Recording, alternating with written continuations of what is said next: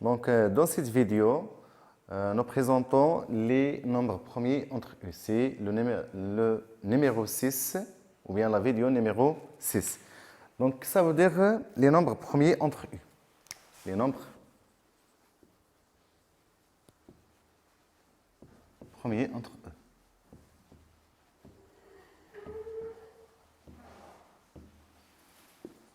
Donc, les nombres premiers entre eux, comme définition, soit A et B à partir des étoiles, on dit que A et B sont premiers entre eux, c'est leur PGCD égale à 1. C'est leur PGCD AB égale à 1. Par exemple, si on prend 6 et 5 égale à 1, parce que les diviseurs de 6 sont 1, 2, 3, 6, moins 1, moins 2, moins 3, moins 6. Et les diviseurs de 5, c'est 1, 5, moins 1, moins 5. Donc, il est clair que les diviseurs communs entre 6 et 5 sont 1 et moins 1. Ou puisque le PGCD il est toujours positif, donc leur PGCD est égal à 1. Donc voilà, comme un exemple très simple. Maintenant, le théorème de Bose. Théorème de Bose.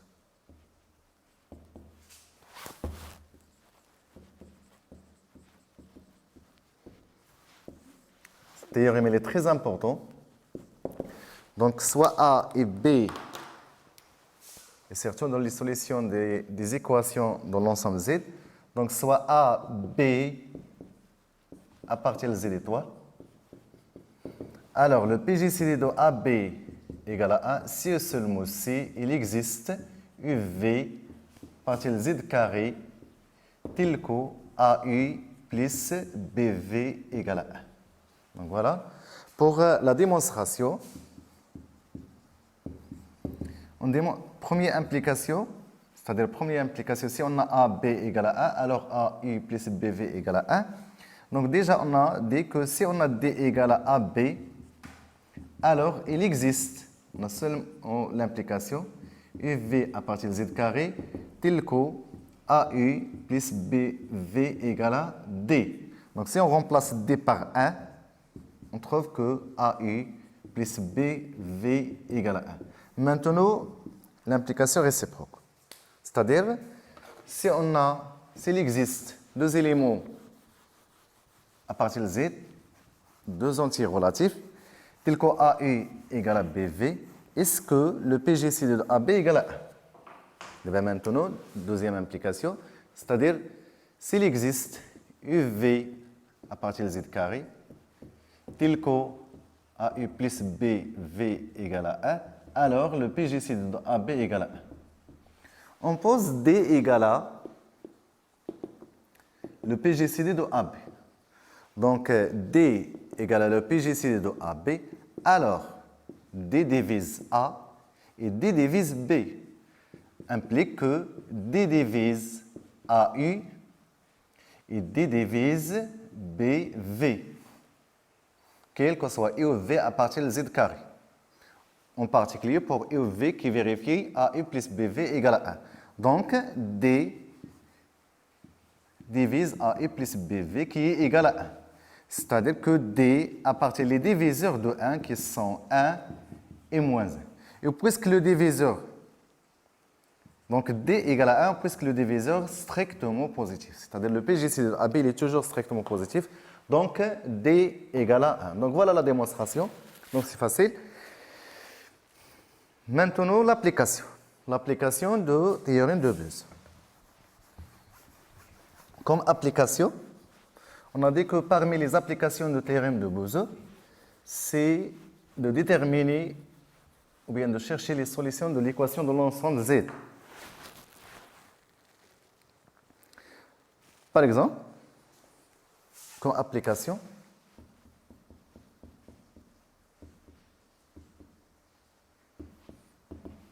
question 1. Montrez que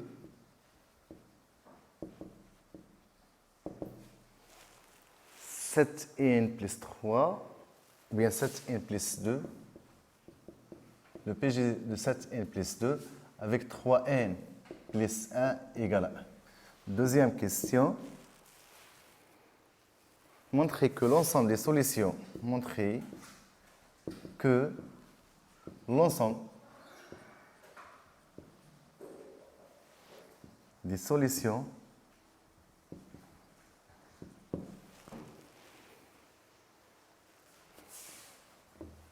dans l'ensemble bien sûr Z du système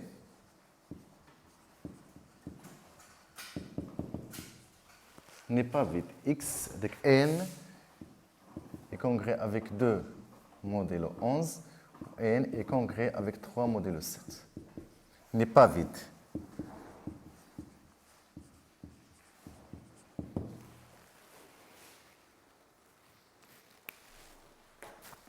Pour la question 1, d'après Bouzou, ou bien le théorème de Bouzou, on a dit que si on a le PGC de AB égale à 1, je rappelle le théorème de Bouzou, égale à 1, équivalent de il existe EV à partir de Z carré tel que AU plus BV égale à 1. C'est-à-dire si on montre que AU plus BV égale à 1, alors le PGC de AB égale à 1. Donc on pose A égale à 7n plus 2 et B égale à 3n plus 1. Alors, 7 fois B moins 3 fois A. Regardez, 7 fois 3 sont premiers. Donc il suffit de multiplier B par 7 ou A par 3. Donc il suffit d'exister deux éléments, hein, EV qui appartient à Z, tel que AU, ou bien 7 fois B fois E plus A fois V égale à 1. Donc, égale à combien? 7 fois B combien? B, c'est 3n plus 1 moins 3A, 7n plus 2. Qui est égal à combien? 21n plus 7 moins 21n moins 6. Donc, il est égal à 1. Donc, d'après Bouzou, donc alors, le PGCD de AB égale à 1. Donc, voilà pour la question 1. Maintenant, pour la question 2, montre que l'ensemble des solutions du système n'est pas vide. C'est-à-dire que le système admet des solutions dans l'ensemble Z.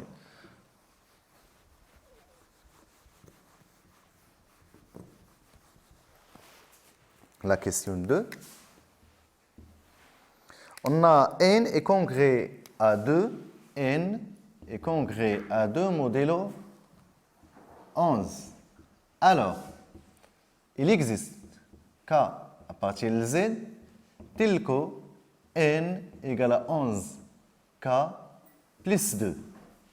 Et de même façon, n est congrès à 3 modulo 11. Alors, il existe L à partir de Z tel que n, c'est 7. Oui. 7L plus 3. Puisque même n. Alors, 11K plus 2 égale à 7L plus 3. Donc, implique quoi? 11K moins 7L égale à 1. De même, maintenant, en appliquant le théorème de Bouzou. Regardez, 11K moins 7L égale à 1. Maintenant, 11 et 7 sont premiers entre eux. Donc, on peut vérifier facilement, ou bien on peut déterminer leur PGCD. On a le PGCD de 11 et 7 égale à 1. Alors, d'après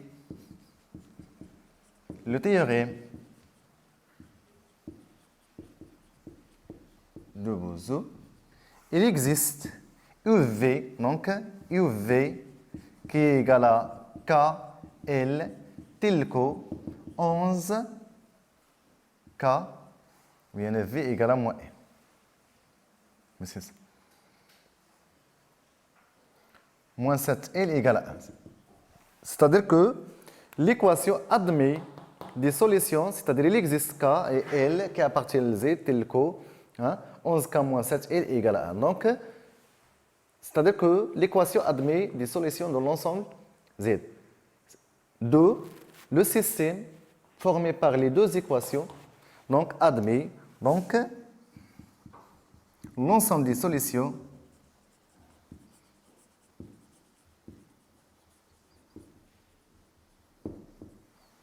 du système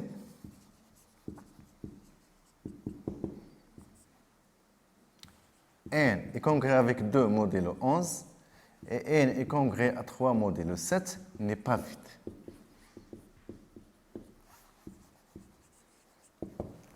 C'est ça. Maintenant, comme conséquence du théorème de Bozo,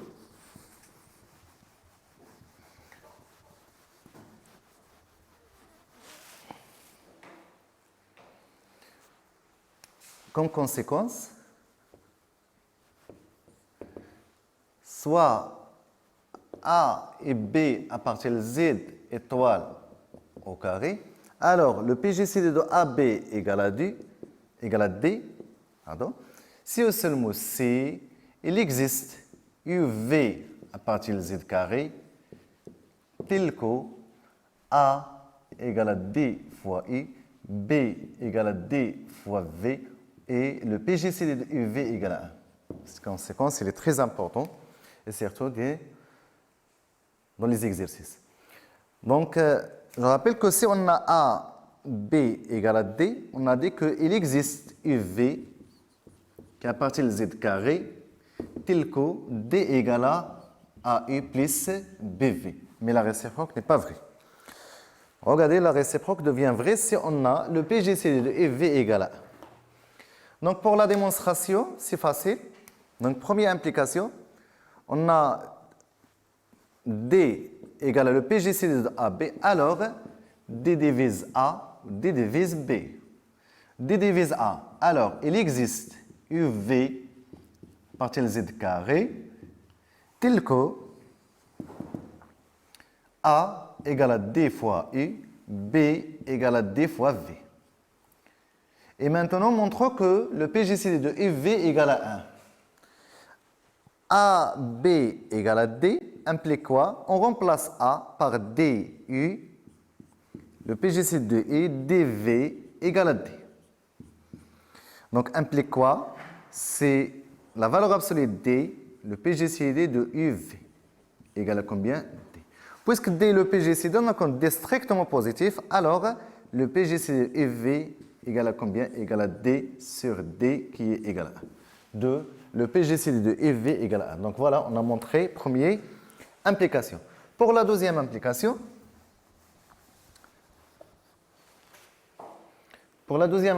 c'est-à-dire si on a A égale à D fois U, B égale à D fois V, ou le PGCD de UV égale à 1, est-ce qu'on a le PGCD de AB égale à D? Oui. La réponse est oui. C'est-à-dire qu'on a l'équivalence des deux propriétés qui sont très importantes. Donc, si on a A égale à D fois U, B égale à D fois V, et le PGCD de UV égale à 1, alors le PGCD de AB égale à D. Donc, combien le PGCD de AB? Égal. On remplace A par D fois U, donc DU, DV. Donc, qui est égal à combien? D, la valeur absolue de UV. Ou puisque D est positif parce que c'est le PGCD, donc égal à combien? C'est la valeur absolue, n'est pas le PGCD, parce que c'est la valeur absolue D fois UV, donc c'est la valeur absolue D fois 1, qui est égal à combien? La valeur absolue D. Donc d'abord maintenant, ça dépend. Si on a D positif, alors égal à D. Donc, il suffit de montrer quoi? Donc, il suffit de poser D'. Donc, le PGCD de AB égale à D'. Alors, de D, donc la valeur absolue de D divise D, ou D aussi divise D', alors nécessairement D égale à D'. C'est-à-dire D positif. Donc, bien sûr, la démonstration de quoi? La démonstration de la conséquence. Copie. Maintenant, comme deuxième mot, c'est le théorème de Gauss. Maintenant, le théorème de Gauss.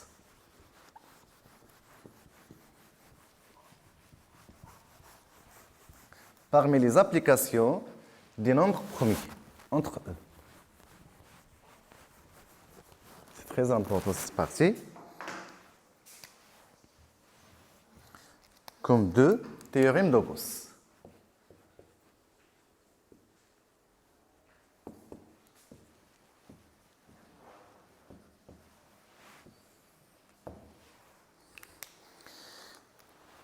Soit A, B, C, un triplé à partir de Z étoile. Si on a C divise AB,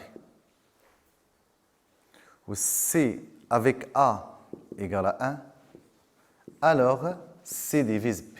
Donc voilà le théorème de Gauss, mais il est très important. Comme la démonstration, on va démontrer cette propriété. La démonstration. On a C, le PGCD de CA égale à 1. Alors, d'après Bozo, il existe UV partie Z carré tel que AU plus C fois V égale à 1. On va multiplier par B. Donc BAU plus BCV égale à B. Et la même chose, C divise AB. Alors, il existe K à partir de Z tel que AB égale à K fois C. Donc on remplace dans la dernière équation. Donc on remplace BA par K fois C. Donc devient quoi? K fois CU plus BCV égale à B. On factorise par C fois KU plus BV égale à B. C'est-à-dire quoi? C'est-à-dire B divise C. Ou bien C, pardon, divise B. Donc voilà le théorème de Gauss. Maintenant, une application très importante du théorème de Gauss comme application.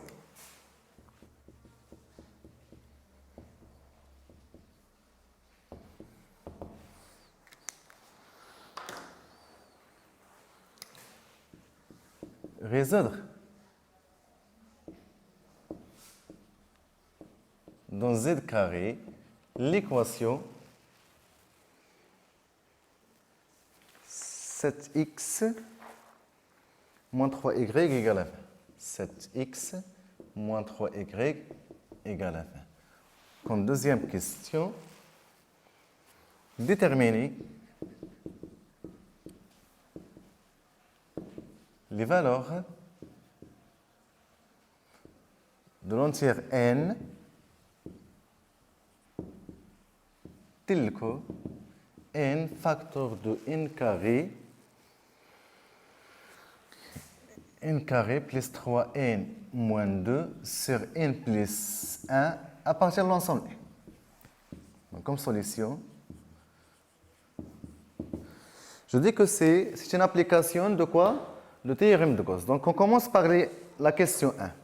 La question 1, résolvons dans Z carré l'équation 7x moins 3y égale à 20. Donc il suffit d'écrire ça en quoi? C ou bien AB égale à K fois C avec CA premier. Donc 7x moins 3y égale à 20 équivaut de quoi? 7x moins 3y moins 20 égale à 0. C'est-à-dire quoi? 7x moins 14 moins 3y moins 6 égale à 0. Parce que moins 14 moins 6 égale à moins 20. C'est-à-dire on peut factoriser par 7, x moins 2 moins 3, facteur de y plus 2 égale à 0. Parce qu'on a remarqué ici 7 et 3 sont premiers.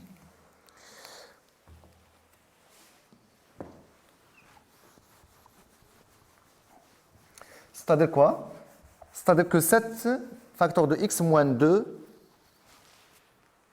donc équivaut de quoi? De 7 facteur de x moins 2 égale à combien? Égale à 3 facteur de y plus 2. C'est-à-dire que 7 divise 3 facteur de y plus 2. Si on pose ça égale à quoi? Donc, puisque 7 et 3 égale à 1, alors, d'après le théorème de Gauss,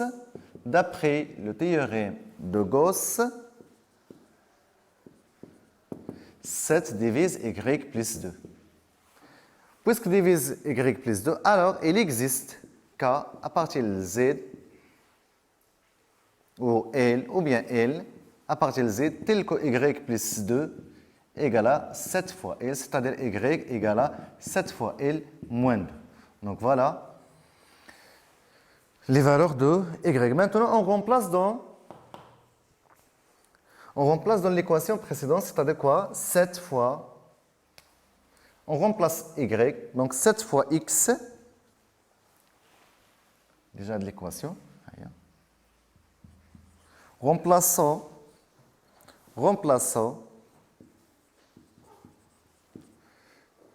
y dans l'équation étoile.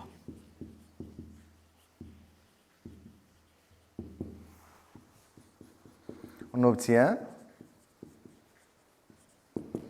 7 fois 7L, 7x moins 3 fois y, c'est 7L, moins 2 égale à 20. C'est-à-dire que 7x égale à 20 plus, parce que moins 3, c'est 3 fois 7, c'est 21L, moins 6, plus 6 devient moins 6.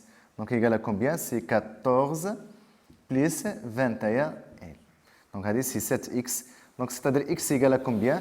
On divise par 7 parce que 14 il est divisible par 7 ou 21 est divisible par 7. Donc, c'est 3L plus 2. Ou bien, on peut utiliser la même chose puisque 7 facteur de x moins 2 égale à 3 facteur de y plus 2.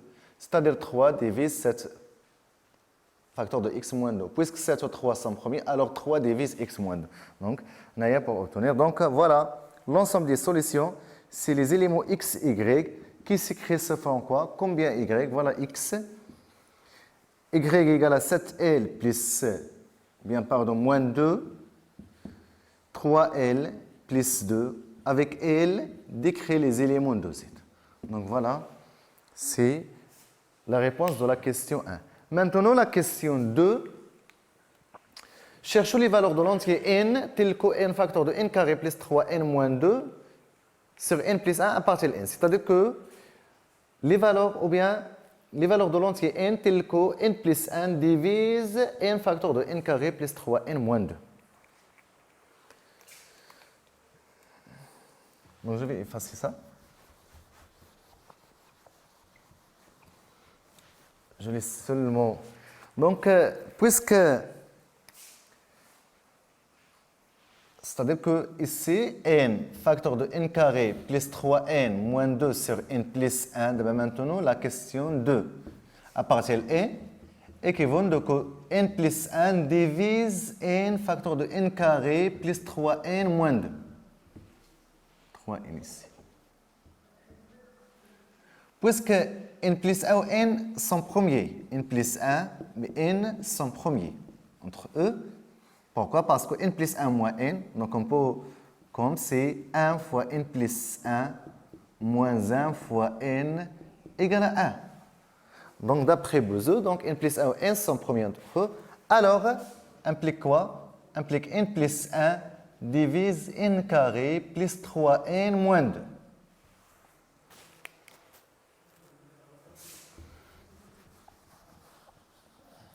C'est-à-dire quoi? Puisque n plus 1, d'abord, il suffit d'écrire n carré plus 3n moins 2 en fonction de n plus 1. On a n carré plus 3n moins 2 égale à combien? N plus 1 facteur de n plus 2. Donc n carré plus 2n plus n c'est 3n plus 2 moins 4. Donc n plus 1 divise n plus 1 facteur de n plus 2. où n plus 1 divise n plus 1, facteur de n plus 2 moins 4, implique que n plus 1 divise 4. Si on fait n plus 1 facteur de n plus 2 moins n plus 1 facteur de n plus 2 plus moins 4 devient plus 4. C'est-à-dire que n plus 1 appartient les diviseurs de 4, qui sont 1, moins 1, 4, moins 4. Donc, c'est-à-dire quoi? N plus 1 égale à 1, n plus 1 égale à moins 1, n plus 1 égale à moins 4, n plus 1 égale à 4. Implique n égale à 0. Implique ici n égale à moins 2 qui n'appartient pas à n. Et ici appartient n parce que les valeurs de l'entier n, on cherche les valeurs de l'entier n. N plus 1 égale à moins 4, c'est-à-dire n égale à moins 3 qui n'appartient pas à n. Ou ici c'est n égale à 3 qui appartient à n. Donc les solutions sont, donc les valeurs de l'entier n sont 0 et 3. Donc implique n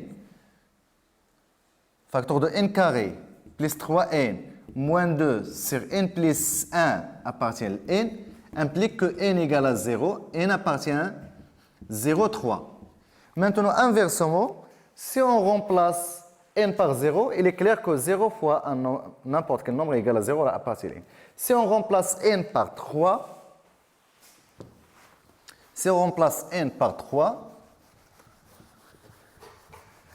il suffit de remplacer pour vérifier que si on remplace n, c'est n égale à 0, alors 0 fois 0 carré plus 3 fois 0 moins 2 sur 0 plus 1 appartient à n. Maintenant, si on a n égale à 3, alors 3 facteur de quoi? 9 plus 9 moins 2 sur 4, qui est égal à combien? Égal à 9 fois 9. 9 plus 9, c'est 18, moins 2, c'est 16. Donc 16 fois 3. Donc 16, il y a 3 fois 4 qui appartient à n. Donc voilà, n, facteur de n carré, plus 3n, moins 2, sur n plus 1 appartient à n. Si le seul mot c'est n appartient à 0,3. Et voilà la fin de l'exercice ou bien la correction de l'exercice. Donc, merci pour votre attention. À la prochaine vidéo, Inch'Allah.